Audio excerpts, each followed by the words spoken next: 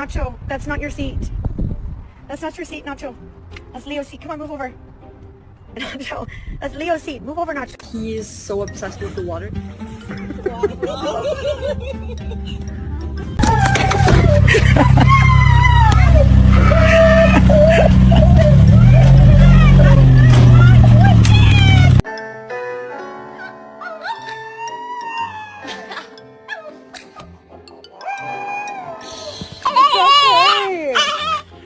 Stop.